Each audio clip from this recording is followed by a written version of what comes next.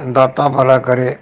जैसा मैं पहले रामशरणम गाथा में बता चुका हूँ कि स्वामी सत्यानंद जी महाराज को डलहौजी के परम पावन शांत मनोहर स्थान पर 1925 की व्यास पूजा वाली सुबह परमात्मा के धुर दरबार से राम नाम की प्राप्ति हुई और साथ में बहुत से सिद्धियों के रूप में आशीर्वाद भी मिले और आदेश हुआ कि अब जन कल्याण के लिए आप लग जाइए।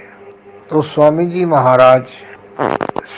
जी को ये प्राप्त जब हुआ तब जुलाई था, मौसम सुहाना होता है, बरसात के दिन भी होते हैं। उसके बाद मौसम बदलता है, बड़ा आनंदमयी जो है वो समा होता है।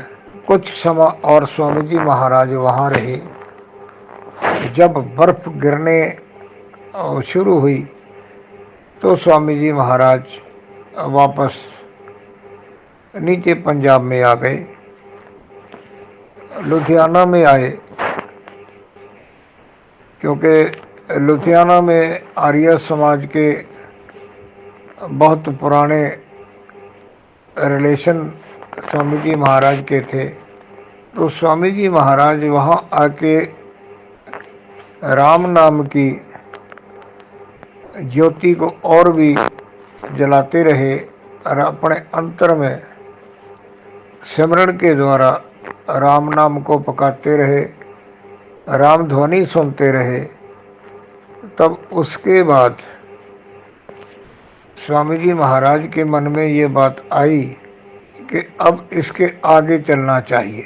आंतरिक प्रेरणा हुई कि अमृतवाणी जो है वो अवतरित होने वाली है, यानी कुछ परमात्मा के धुर दरबार से और आने वाला है। तो वहाँ पे लोग क्योंकि बहुत आते जाते थे स्वामी जी महाराज के पास, तो स्वामी जी महाराज पालमपुर में जो एक टी गार्डन है, बुंदेला टी गार्डन, वहाँ पर स्वामी जी चले गए। एकांत और शांत जगह है वो भी, जैसे डलहौजी में है। तो वहाँ पे रह के स्वामी जी तपस्या करने लगे। तो तप साधना करते करते ही अमृतवाणी जो है ना वो अवतरित होने लगी। तो वहाँ पर स्वामी जी आंखें बंद करके बैठते, जो लाइनें आती उनको वो आंखें खोल के कागज़ पर लिखते, कागज़ पर लिखकर वो उसके ऊपर एक छोटा सा पत्थर रख देते।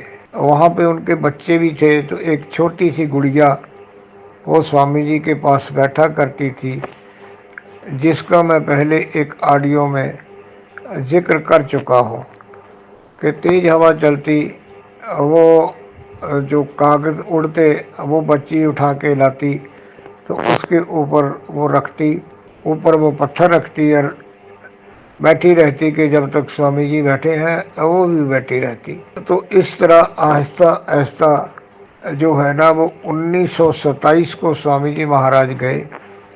तो 1928 में जाके वो अमृतवाणी और भक्ति प्रकाश वो जो है ना वो लिखा गया स्वामी जी के हाथ से।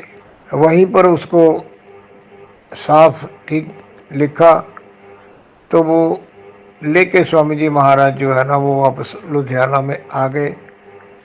तो यहाँ पे आके उसको प्रिंट करवाया। तो जो उनके आर्य समाज के उस वक्त के मुखी थे उनको दिखाया, तो वो जरा नाराज़गी वाले भाव में आकर कहने लगे कि हम तो ओम का जाप करते हैं, आप भी ओम का जाप करते हैं, तो आप इसमें से राम को निकालिए और ओम डालिए और दोबारा इसको प्रिंट करवाइए। तो स्वामी जी महाराज कहने लगे कि ये राम जो है मेरे को परमात्मा के धुर दरबार से आशीर्वाद रूप में प्राप्त हुआ है, तो मैं इसको नहीं छोड़ सकता। तब वो कहने लगे कि आप अगर राम को नहीं छोड़ सकते तो आप हमें छोड़ दीजिए। तो स्वामी जी महाराज उनको छोड़ के अलग हो गए, यानी आर्य समाज से स्वामी जी महाराज अलग हो गए, और क्या क्या दिक्कतें आई इसका जिक्र जो है कई बार सत्संग में और जो प्रवचन पीयूष है उसमें हो चुका है कि कैसे स्वामी जी महाराज को स्टेज नहीं लगाने दी जाती थी, उनका माइक तोड़ दिया जाता था। स्वामी जी महाराज का आवाज़ इतना था कि सैकड़े क्या हजारों की भीड़ भी जो है वो उनकी वाणी को बिना माइक बिना लाउड स्पीकर के ही सुनती थी, और ऐसे ही ये जो कार्यक्रम है ये चलता रहा और आगे बढ़ता रहा। इसके आगे जो है मैं आप जी के साथ ये चर्चा करूँगा कि लुधियाना में जो टैगोर नगर में राम शरणम बना और उसके बाद जो ये तब्दील हो गया किचलू नगर में, तो टैगोर नगर राम शरणम बनने के पीछे की जो अनकही अनसुनी कहानी है, इससे अगले ऑडियो में मैं आप जी के साथ उसके ऊपर चर्चा करूँगा। धन्यवाद। दाता भला करे। राम राम राम।